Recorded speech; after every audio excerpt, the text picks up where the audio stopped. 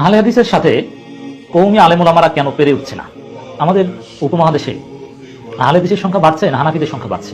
এটা যদি আপনি একটু হাত দেন, দেখবেন যে সাধারণ জনগণ এই আহলে হাদিসের মাধ্যমেই অনেকটা প্রভাবিত হচ্ছে। যেমন হাজারো লক্ষ লক্ষ মানুষ মুসলমান তার হানাফি মাযহাব ত্যাগ করে আহলে হাদিস হচ্ছে, কিন্তু আহলে হাদিস ত্যাগ করে হানাফি হচ্ছে, এটা আপনি একেবারে বিচ্ছিন্ন দুই একটা এক্সাম্পল হয়তো বা দেখাতে পারবেন, কিন্তু মোটা দাগে দেখাতে পারবেন না।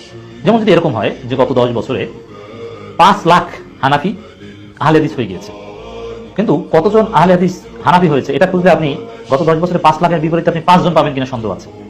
এটাই হচ্ছে যে কওমি বড় বড় আলেম ওলামারা তারা যে আহলে হাদিসের সাথে পাচ্ছে না, মানে সামগ্রিক ভাবে সারা পৃথিবীতে যে সালাফি ট্রেন্ড তার অংশ অনেকেই হয়েছে জামাত শিবিরের লোকদের। তো এটার অনেক কারণ আছে। দেখেন, কওমি আলেম ওলামারা তারা আহলে হাদিসের ঠেকানোর জন্য এমন কোনো কাজ নিজে করেনি। আহলে হাদিসের লোকজনকে বা উচ্চস্বরে আমিন বলে মসজিদ থেকে বের করে দেওয়া থেকে শুরু করে মসজিদ ভাগ করে দেওয়া, পিটানো, আহলে হাদিস মসজিদে হামলা করা, মসজিদ ভেঙে দেওয়া, মাদ্রাসায় হামলা করা, সব করেছে কওমিরা। এবং ফতোয়াবাজি যা আছে তাদের আকাবিরা কিতাব লেখা, বহাস, মোনাজারা, মানে সব ধরনের ইনস্ট্রুমেন্ট ব্যবহার করেও আহলে হাদিসকে ঠেকাতে পারেনি। আহলে হাদিস লক্ষ লক্ষ হানাফিরা আহলে হাদিস হয়েছে, কিন্তু আহলে হাদিসকে হানাফি আর বানাতে পারেনি। এটার মৌলিক কারণ হচ্ছে কওমিদের বাড়াবাড়ি, উড়ান।